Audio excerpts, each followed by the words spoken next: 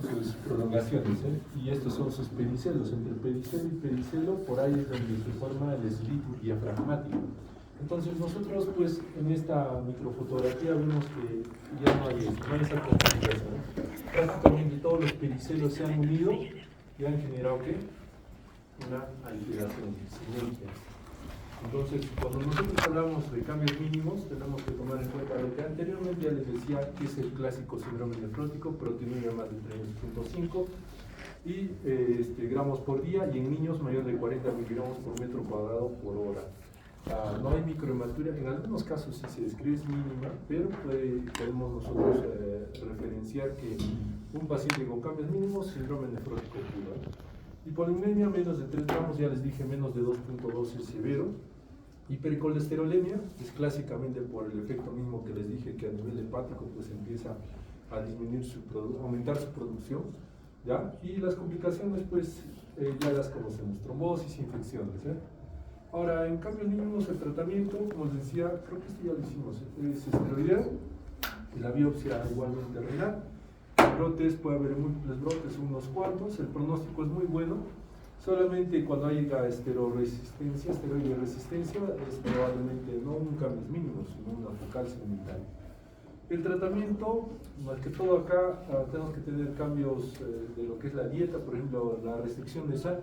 La sal genera proteinuria, o sea, es necesario la restricción de sal, no es como en los cardiólogos, baja la sal para tu presión, no. En nefrología, baja la sal para que no tengas proteinuria, ¿ok?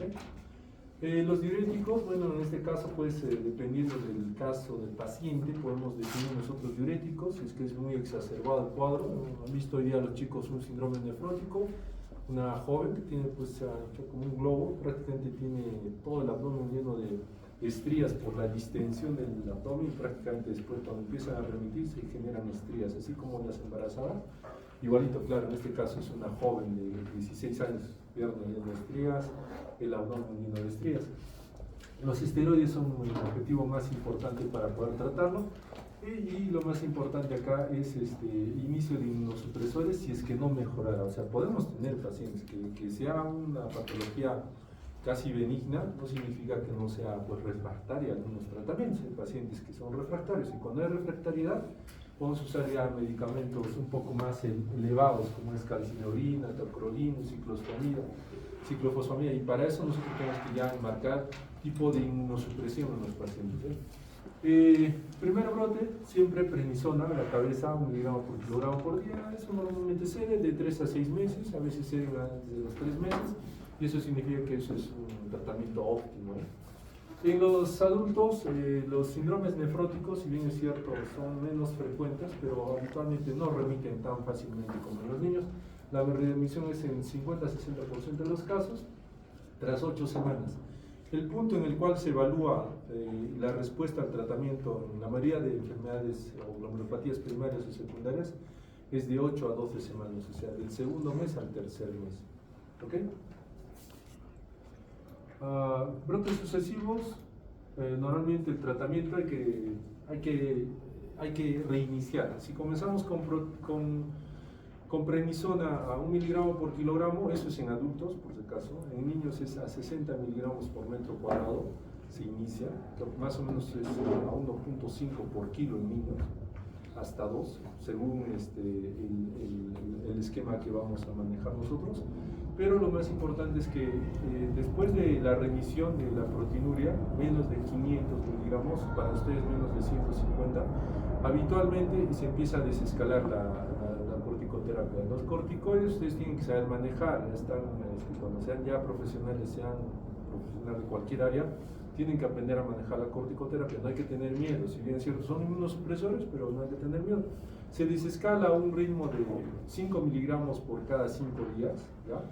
En algunos dicen de 20% por cada semana, o sea, en total, de 60 millones el 20% por semana, o 5 miligramos por cada 5 a 7 días, ¿ya? Así es como desescalamos. Y en el momento de desescalar la prednisona, habitualmente tenemos pues esto que se llama rebote. Cuando la enfermedad nuevamente se prende, empieza a hacer proteinuria cuando estás desescalando corticoides. En ese caso nosotros le llamamos recaídos, ese nombre, ese término que ya lo hablamos antes.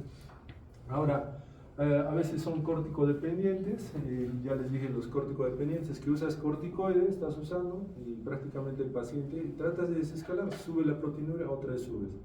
Tratas de bajar, sube la proteinuria, otra vez subes. Entonces ya se vuelven dependientes del corticoide, no podemos manejar.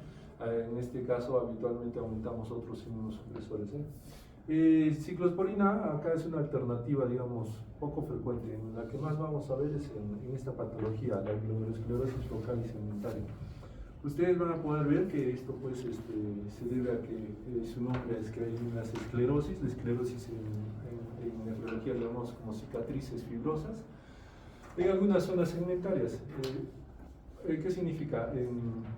En algunas zonas segmentarias tenemos nuestro glomérulo, ¿vemos? Todo el glomérulo, y digamos se afecta solamente una parte, un 15-20%, tales 30, 40, ¿ya?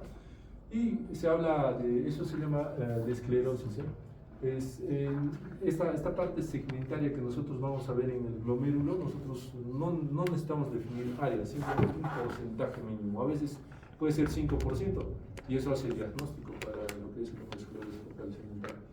Y hablamos de focal cuando se habla de algunos glomérulos. Por ejemplo, tenemos el riñón, 1 millón de glomérulos, digamos casi 400.000 dispersos. Acá clásicamente lo que se observa es esta inmunofluorescencia, es como una luz que emana las zonas cicatrizales que tiene nuestro glomérulo.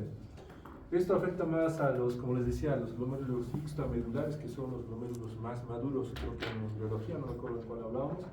¿Por qué? Porque esos son los más especializados. Si se afecta a los juxtamedulares es sí o sí una focal segmentaria primaria. ¿Ok? Puede adherirse a la cápsula de Bowman. Por ejemplo, acá vemos que hay una zona, esclerosis. Si se dan cuenta, esto es normal en esta área, pero en esta zona ya hay una esclerosis que prácticamente puede hasta pegarse a la cápsula de Bowman. Y vemos algunas lesiones, por ejemplo, acá hay hialinas. Hialinas significan que son espacios donde se han acumulado proteínas, le llamamos espacios hialinos con zonas proteináceas. ¿Ya? Ahora, por ejemplo, acá vemos la fusión de los podocitos, vamos a sacar una luz capilar, ¿no es cierto? Y vemos pues que ya no hay diferencia de los pedicelios, como anteriormente ya les había visto. Tenemos dos clasificaciones, la primaria, la idiopática, la autoinmune, ¿no es cierto?, propia de riñón, y tenemos la secundaria, en la cual puede haber mecanismos como es la hiperfiltración glomerular.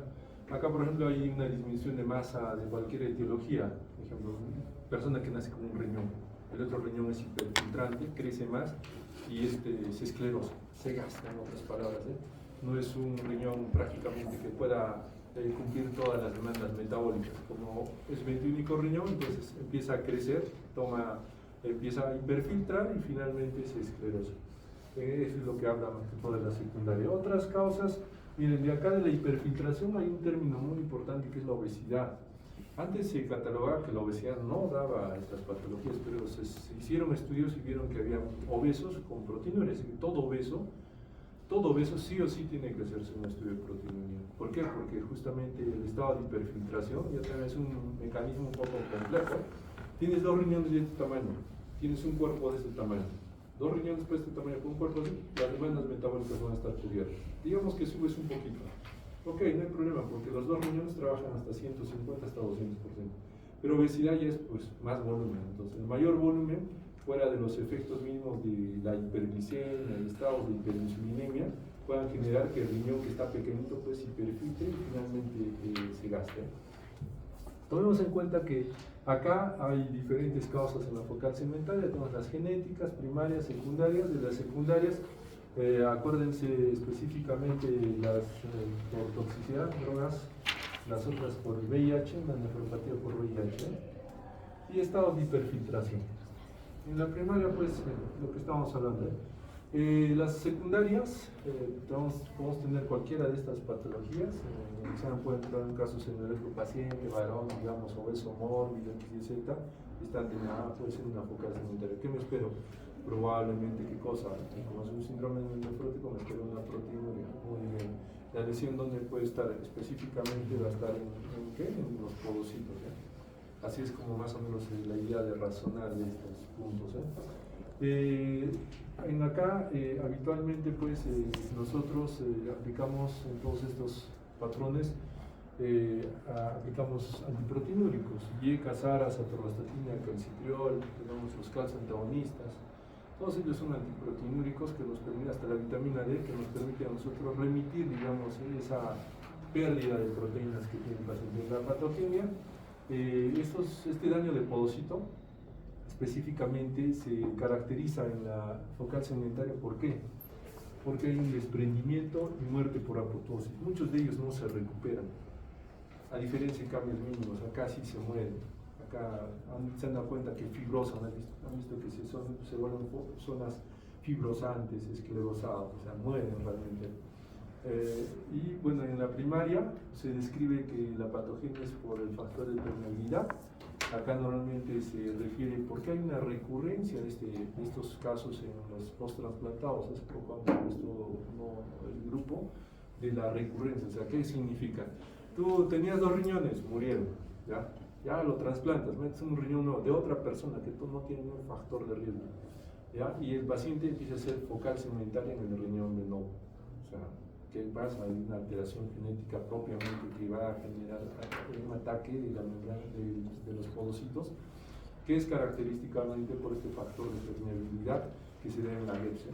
Secundarias ya hemos visto hemodinámicos, hiperfiltración, trombosis, apoptosis por podocitos, en este caso factores de necrosis tumoral, factores de crecimiento. Puede haber también síndromes nefróticos familiares, en donde estén inmiscuidos algunos genes con alteración de la nefrina, poecina, actinina. Y en la clínica, clásicamente acá sí ya hay, en ocasiones hay microhematuria. No es como la cambios mínimos que es específicamente un nefrótico puro. Y puede ser en el primario, vemos más que todo en el primario que se caracteriza por un síndrome nefrótico. En el secundario a veces no es un síndrome nefrótico completo, solamente vemos más proteinuria, no hay mucha hipercolesterolemia. Sí se observa cuando nosotros tenemos un paciente clásico como la joven que está ahorita hospitalizada, ella tiene todo, hipercolesterolemia, hipertrigliceridemia, hipoalbuminemia, tiene proteinuria, todo, es un síndrome nefrótico bien específico. Entonces nosotros es más probablemente una membranosa o una focal segmentaria. Pero cuando vemos un paciente tenemos otro viejito, un ancianito que ha tenido SBs isquémicos, él solo lo único que tiene es proteinuria, tiene 3.3 gramos de proteinuria. Colesterol, triglicéridos, todo normal, no tiene edemas, no tiene nada. Ya pues por su edad estamos pensando que puede ser otra patología secundaria. El diagnóstico, normalmente clásico como el anterior, es la aparición de esta proteinuria, pérdida de masa. En el primario la biopsia renal nos va a dar estas características, como ya les vuelvo a repetir, glomérulos yuxtamedulares, muy importante, y normalmente es progresiva. Esta progresión nos lleva pues a perder lastimosamente pues lo que es la función renal, y de acá las colapsantes son las que miren en un periodo de 2 a 3 años. Clásicamente la otra les explicaba de una joven que había recurrido hace 3 años y ahora volvió. Ella no era una colapsante, era una IgA. Entonces veamos que no solamente esta colapsante es justamente la jovencita que vimos hoy día en el consultorio, que vino del Seguro Social. Ella sí era una colapsante. Ella, como les decía, ha venido al hospital con síndrome nefrótico, le han dado tratamiento, ha llegado a hemodiálisis, le han dado tratamiento, se ha ido a Lima, ha vuelto y a la final el riñón prácticamente se ha perdido. Con médico, con tratamiento, seguimiento y todo. Igual se ha perdido. ¿Por qué? Porque son las más severas en las focales segmentarias. La remisión espontánea es poco frecuente, que quiere decir que sí va a llegar a dañar si es que no controlamos. Si no damos tratamiento va a seguir dañando hasta perder el riñón. Y la recidiva pues en injertos, como ya les decía, es frecuente. Acá lo que nosotros tenemos que dar el tratamiento, que no es mucho, no voy a preguntar mucho, simplemente voy a preguntar, ¿en tratamiento se usa atorvastatina? No creo, prednisona muy bien. ¿Qué es de ciclosporina? Excelente. No vamos a decir las dosis, nada que ver, eso no les corresponde. Simplemente la idea que se pone para poder ver. Acá, por ejemplo, se usa IECA, hagas excelente. O se usa beta bloqueadores. No, pues beta bloqueadores no se usan. Se usan los antiproteinúricos, que es IECA y ARA. Ahora, este tratamiento, como les decía, acá en focal cementaria es un poco más prolongado que el anterior, puede ser de 6 a 9 meses. Tengan la nefropatía por VIH, esta habitualmente es un poco severa. Esta progresa en insuficiencia renal terminal, hay un colapso, se llama nefropatía colapsante. Prácticamente el glomérulo se colapsa, se cierra. Y esto se ve en raza negra, en 90%. El tratamiento habitualmente es la causa de base de la enfermedad de fondo, como es el VIH, ¿ya? O el tratamiento de la crónica.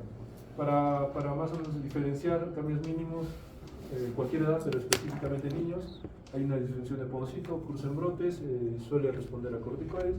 En la GEPS, ¿qué pasa? Acá en cualquier edad, pero más es en adultos, lesión de podocito, evolución progresiva a enfermedad renal crónica terminal, y a veces es resistente a corticoterapia. ¿Okay? Vemos la de membranosa. La membranosa es un complejo un poco más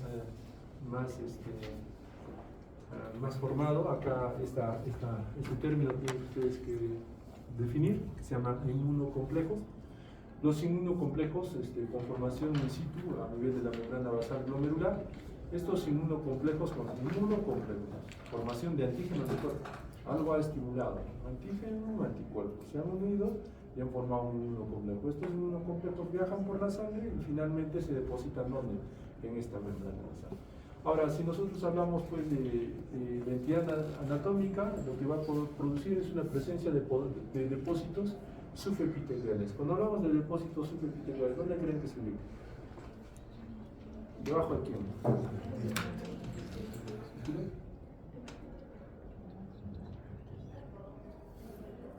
Debajo del podocito. Muy bien. Entonces, como están debajo del podocito, ustedes tienen que tomar en cuenta, cuando hablamos de la membranosa, más adelante les voy a explicar más detalladamente, tenemos el podocito acá arriba, acá tenemos la célula endotelial acá abajo. Saben que cualquier célula epitelial tiene membrana basal y cualquier célula endotelial tiene membrana basal. ¿Quién está en medio? La membrana basal. Entonces, la membrana basal se forma de ambos, de los podocitos y de las células endoteliales, de ambos. Y acá característicamente lo que vamos a ver, pues hay un alto porcentaje del antígeno es responsable de esta patología, no es conocido, no se sabe por qué se han formado. Más adelante hay un anticuerpo específico que se ha detectado en casi 70-80% de los pacientes, que si lo dosas dices, mira, esa enfermedad es una primaria, ¿ok? Y acá, por ejemplo, tenemos antígenos, miren, de hepatitis B.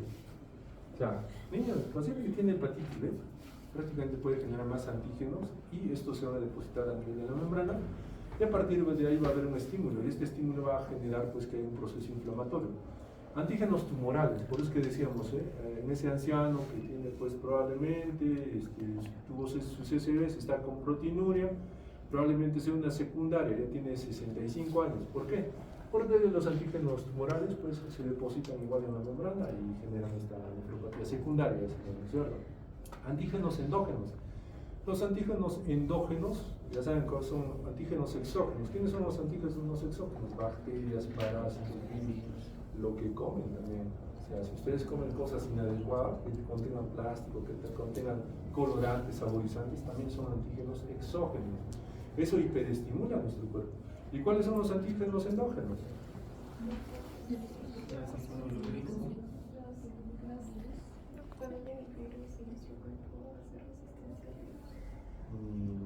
No. Antígenos endógenos. De pronto ustedes saben que su glóbulo rojo vive 120 días. ¿Qué pasa cuando el glóbulo rojo cumple su edad? Muere. Pues son antígenos endógenos. O sea, este glóbulo rojo se destruye, su membrana plasmática, su retículo sarcoplásmico, su hierro, su lisosoma, por todo. Esos son antígenos endógenos. ¿Por qué habla de lupus, antígenos endógenos? Porque el lupus eritematoso sistémico específicamente genera muchos antígenos endógenos, exageradamente. Por eso es una enfermedad, la enfermedad más representativa de los procesos inmunológicos. O sea, una disregulación que genera. Podemos tener antígenos, por ejemplo, en fármacos, por ejemplo, el captopril, el penicillamina. Esto, cuando se dan a dosis altas, son antígenos exógenos. O sea, ustedes no creen que cuando se toman un paracetamol, una amoxicilina, No crean que es algo bueno. Son antígenos exógenos que ingresan a su cuerpo, es un componente químico que su sistema inmunológico tiene que mediar.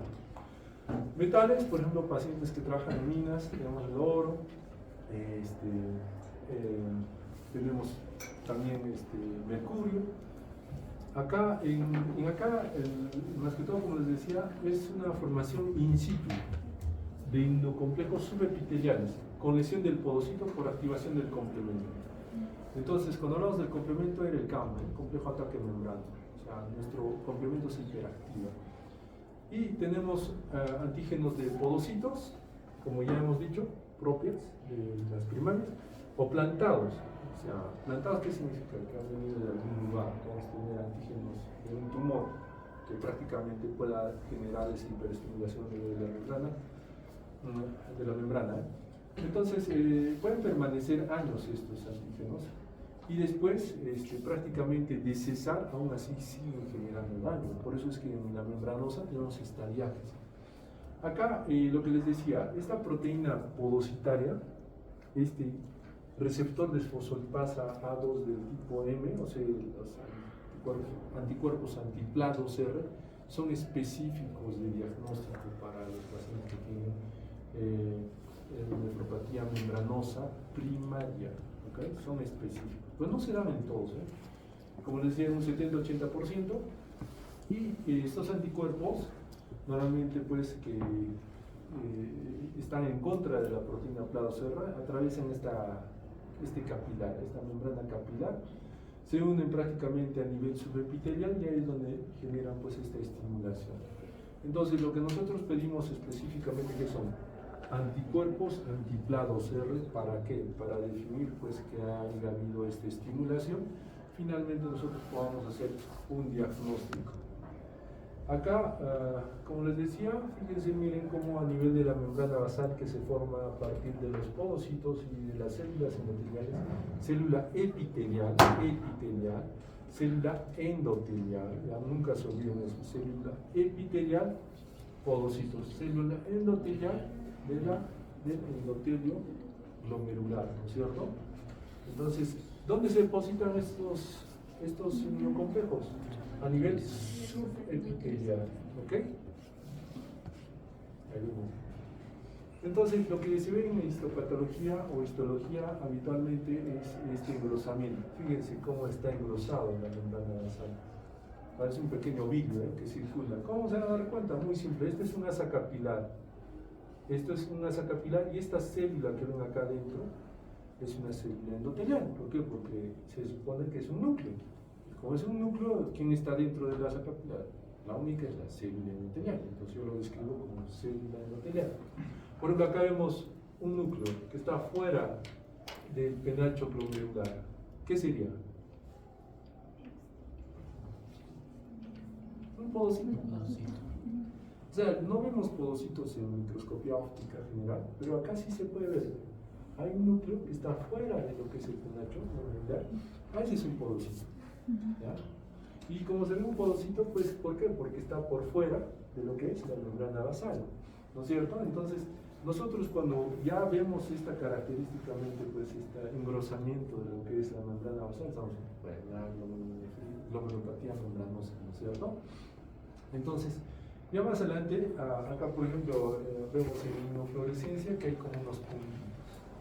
Eso lo vamos a describir más adelante, a eso se les llama espículas, esos son el acúmulo de esos inmunocomplejos, se acumulan, empiezan, así como se forman los cálculos, por acúmulo de microcristales, acá por acúmulo de inmunocomplejos se forman las espículas. Entonces, acá vemos depósitos subepiteliales de IgG y C3. Característicamente IgG y C3, ¿en qué? En membranosos. ¿Qué inmunoglobulina era focal cementaria? Y en cambios mínimos, la IgM. IgM en cambios mínimos, poquito, y en focal cementaria más, ¿no es cierto? Entonces acá es IgG y C3. ¿Por qué C3? ¿Qué hemos dicho de la fisiopatología? Activa el complemento. Bueno, es lo mismo, acá podemos ver tal vez con esta tinción, la tinción de plata es una tinción específica para ver membrana basal. Por eso es que acá observan cómo es que se enmarca mucho más la membrana basal y ven unos pequeños espacios ahí que parecen pues, que son las espículas, ¿no? Y lo que ocurre acá, igual que la focal segmentaria, si se dan cuenta, hay fusión podocitaria, pero ¿con qué más? Con acúmulo de inmunocomplejos. Dentro de las manchitas negras se han acumulado los inmunocomplejos. Bueno, esta es una microscopía electrónica. Vean cómo son los inmunocomplejos. A eso se les llama espículas. Cómo se acumulan poco a poco. Poco a poco se acumulan y al final van a formar como una ría. Prácticamente van a unirse y van a formar un daño un poco más engrosamiento. Ahora, estos son los estadios. Estadio 1, depósitos de inmunocomplejos. Estadio 2, espículas. Es depósitos ya se han acumulado. Estadio 3, ya hay puentes argirófilos, o sea, ya son como anasa de lámina. Y estadio 4, ya la membrana basal totalmente engrosada. Acá ya están atrapados. ¿Qué pasa? Primeramente, tienes tu membrana basal acá y las espículas empiezan a acumularse a nivel superior, empiezan a acumularse. Y la membrana basal lo único que va a hacer es envolverlos, crecer, envolver y crecer más. Por eso es que el último estadio tiene una membrana más gruesa. Característicamente, como les decía, es un síndrome nefrótico acompañado de microhematuria y ya con un daño renal, un grado de enfermedad renal y hipertensión. Entonces, la hipertensión ya se enmarca mucho más en esta patología.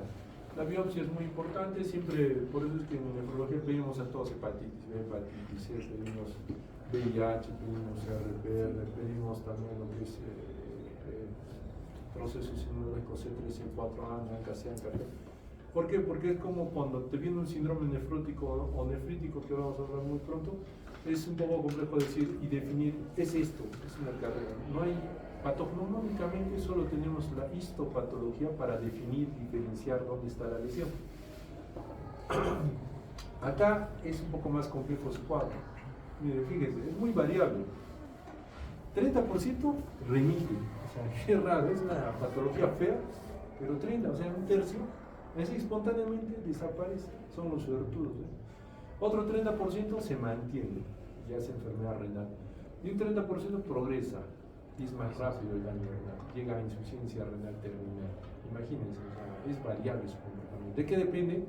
Hemos visto, inmunocomplejos. Si los inmunocomplejos están presentes, ¿quién lo estimulaba? Un antígeno.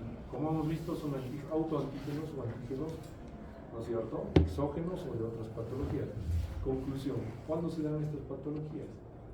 Cuando no sabemos mediar nuestro sistema inmunológico, ¿no es cierto? Cuando hacemos todo lo que no debemos en la vida. Factores de mal pronóstico: hipertensión, insuficiencia renal, síndrome nefrótico mantenida, y ya la lesión no solamente se queda a nivel glomerular, sino a nivel túbulo intersticial. El tratamiento, acá, observen acá, los esteroides dicen no son eficaces, pero sí los damos. ¿Por qué? Porque la idea es mediar el sistema inmunológico. En membranosa ya aplicamos tratamiento y eso lo van a hacer en clínica más profundamente. Manejamos de frente ciclofosfamina y metilprednisolona, o de frente rituximab y ciclofosfamina. O sea, no hay vuelta que dar, es una patología que no nos permite, no nos da campo para estar actuando. Pese a que en una primera instancia en el tratamiento, como hay un porcentaje que remite solo, dejamos que pase. Claro, lo vamos a dejar siempre y cuando no haya complicaciones, porque estos pacientes, característicamente en la bibliografía, se dice que generan proteinurias más de 8. Ustedes ven una proteinuria más de 8 gramos, sin mirar, membranosa. Más de 8 gramos. Caso clínico, paciente con proteinuria de 9 gramos. Cambios mínimos, no, pero probablemente membranosa. Entonces, por eso es que se utiliza varios tipos de alquilantes como la ciclofosfamida, o también podemos utilizar terapia biológica como es el rituximab. Y acá, bueno, esto más que todo son objetivos de tratamiento. Se los voy a dejar para que se distraiga uno al que va a ser nefrólogo. Creo que acá va a ser nefrólogo. Entonces acá lo que se trata de hacer siempre es, en todo tipo de nefropatías crónicas, el objetivo importante es que no se acelere la patología. El objetivo importante es minimizar, enlentecer su evolución y minimizar la repercusión cardiovascular. Ese es el objetivo. ¿Por qué? Porque el paciente, los que han roto con el paciente enfermo renal crónico, ¿cómo lo ven? Hemodiálisis, paciente decaído, demacrado, pálido, prácticamente a veces confuso. Realmente marca mucho en la vida del paciente. Por eso es que a veces nosotros los nefrólogos preferimos hacer un preventivo. A mí me gusta hacer mucho preventivo porque con preventivo es la única posibilidad de que puedas primero detectar estas enfermedades y segundo tratarlo. Entonces, dentro de las glomerulopatías, para resumen, las crónicas, ¿qué cosas se hacen? Restricción de sal, diuréticos, yecas agras con antiproteinúricos, una buena presión y mantener la proteinuria en general. Igual las estatinas, el colesterol y triglicéridos, la atorvastatina también es otro antiproteinúrico. Las estatinas son antiproteinúricos también. ¿Ya? Bueno, acá se lo van a leer, se divierten. Un resumen, el nefrítico. El síndrome nefrítico, como les decía, miren, fíjense, a diferencia del anterior, esto es ¿qué cosa? El endotelio glomerular. ¿Ven sus fenestras? Así es como se ve en microscopía electrónica. Esas son las fenestras. Entonces, si nosotros hablamos del endotelio, es la primera barrera de filtración glomerular. Y como es la primera barrera, es la que está en contacto ¿a qué? A todo lo que hay en la sangre. Entonces, cuando prácticamente se genera un síndrome nefrítico, quiere decir que, lastimosamente, imagínense, esta puerta va a ser el slip diafragmático y todo este cuerpo va a ser, por lo menos, ¿qué cosa? Ya, que sea el asa capilar. Este es el asa capilar, esto es muy grande para ser es muy grande. Imaginemos que ya, todo este cuarto es el asa capilar, donde está todas las paredes, es el endotelio glomerular. Y esto es el diafragmático. Por acá tiene que filtrarse el plasma. Ya, ahora imagínense que más grande que esto. Un hematíe es 3 veces más grande que la pantalla. Un hematíe 3 veces más grande que la pantalla podrá pasar por el slip diafragmático. Entonces, imagínense el grado de repercusión de horror que hay, que nos vamos a pensar cuando hay hematuria. O sea, hematuria. Imagínense, la hematuria, pues ver hematíes en el túbulo, pues es algo, digamos, preocupante. Imagínense, ha pasado todo este cernido. ¿Para qué? Para que finalmente pase esa cosa pequeña. Es por eso que en el síndrome nefrítico ocurre una ruptura, así como la puerta se rompe. Hay momentos en la cual tenemos las glomerulopatías rápidamente progresivas, las formadoras de señalina, se rompen, abren, entonces era pequeñito y convierte en una puerta gigante. Por ahí pasa la señal. Entonces, la representación específica es que es un proceso inflamatorio. ¿Ya? Es inflamatorio. ¿Qué eran? ¿Qué eran? ¿Glomerulonefritis qué? ¿O glomerulopatías? Proliferativas. Proliferan, las células se multiplican.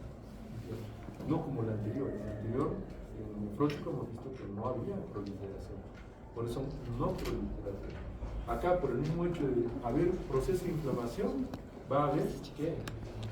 Migración de factores de crecimiento. O sea, hay migración de todo, pero los factores de crecimiento empiezan a aumentar y es por eso que ellos estimulan a que haya división celular. Esta aparición súbita, generalmente autolimitada en algunos casos, ya vemos la hematuria, hay proteinuria, oliguria, o sea, ya el daño renal está de cajón en un nefrítico, edemas y deterioro de la función renal. O sea, no es como el nefrótico, todo tranquilo. Y el nefrótico, imagínense que es el que más observamos. Entonces, al haber todo esto, su evolución es de grado variable. Y como es de grado variable, acá por ejemplo tenemos en la parte pediátrica, que afecta principalmente a niños entre 2 a 10 años. Y cuando afecta a niños, pues nosotros tenemos que definir cuál es el mecanismo. Fíjense ahí, las alteraciones son variables. Hay mecanismos genéticos, inmunológicos, de perfusión, trastornos de coagulación. Ahora, cuando hablamos nosotros genéticos, inmunológicos y de perfusión, acá otra vez ya viene este gran problema para entender, eso lo van a hacer en inmunología, que es antígenos contra glómerulo, anticuerpos contra glómerulo, complejo antígeno-anticuerpo. ¿Se dan cuenta? O sea, acá estamos hablando ya de un estado inmunológico más trastornado o alteraciones del ADN en el exoma. Sea cual sea de esos fenómenos, acá el que más afecta por este lado de la coagulación es el sistema de complemento. Hemos tenido un síndrome de pulmón riñón, que lo ha visto el grupo de rotación, que primeramente acaba, es un paciente que lastimosamente tenía una vasculitis y un lupus, y eso, ¿con qué ha venido el paciente? ¿Con qué creen? Hematuria franca, más de 100 por cada. Tenía hemorragia alveolar difusa, o sea, sangraba por el pulmón. El riñón prácticamente ha venido destrozado. Claro, destrozado, pero en la ecografía se veía bonito, todo completo, pero laboratorialmente un caos. Este paciente es un nefrítico, para que vean. Este paciente al final que ha hecho un trastorno de coagulación, probablemente tendría un síndrome antifosfolipídico asociado. La idea es que se le ha trombosado toda la pierna izquierda, le han cortado la pierna, ha ido a UCI, se le ha trombosado todo el brazo izquierdo, ya nadie va a cortar más allá de lo debido. Lastimosamente no ha sobrevivido, pero esos casos a veces se presentan. Entonces, cuando hablamos del sistema del complemento, tenemos que siempre definir qué vía se ha afectado, la clásica, de la equina o la vía alterna.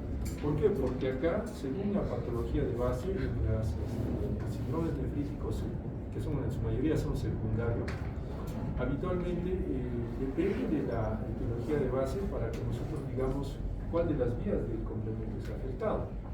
¿Ya? Entonces, es muy importante definir el diagnóstico. ¿Quién lo define? La biopsia también. La idea es que una vez que todos estos complejos, todos se han reunido a nivel del glomérulo, lo que les dije, ¿qué van a mediar? Todo lo que es la cascada de la inflamación, va a haber incremento de la permeabilidad de proteínas, disminución de la tasa de filtración, hipercelularidad, trombosis y necrosis. Acá se va a ver más bonito. Doctor, disculpe, ¿y eso? Claro. Vamos a ver acá. Todo esto ocurre en el paciente renal, en el paciente con síndrome nefrítico. Hematuria, fusilis, proteinuria, oliguria azoemia y hipertensión diabética. La fisiopatología está bien descrita. ¿Okay? Ahora, acá hay diferentes factores. Vamos a ver la siguiente clase. Los más importantes del síndrome nefrítico, la más característica es esta, la más frecuente, la postestreptococia, la mediada por infección. Después vienen las otras, por autoinmunes. Después vienen otras, mediadas por qué? Por otros factores complejos que podemos nosotros ver. La idea, pero ustedes a partir de ahora ya van a estar viendo esto. Inmunocomplejos, anticuerpos, van a estar viendo activación de proinflamatorios, acá intervención de los linfocitos T, y simplemente un ciclo vicioso de que la inflamación aumenta. Y el proceso inflamatorio, para que tomen en cuenta, así como en la tuberculosis, cuando te da la tuberculosis, la TBC no te hace daño, no es la que te hace daño, sino el bacilo es tan, no sé, evolucionado, se puede decir, que se mete dentro de los macrófagos. Y nuestro sistema inmunológico, por tratar de ubicarlo, encontrarlo, dice, hay algo acá. No sabe, no lo ubica, entonces ¿qué hace? ¿Qué empieza a hacer? Destrozar todo. O sea, es lo mismo acá. Acá los inmunocomplejos se depositan a diferentes zonas del glomérulo y prácticamente generan un proceso inflamatorio. Ya, ¿quiénes se encargan de destrozar? Nuestras células de la vida. Entonces es muy simple. Esta semana definiremos dos clases.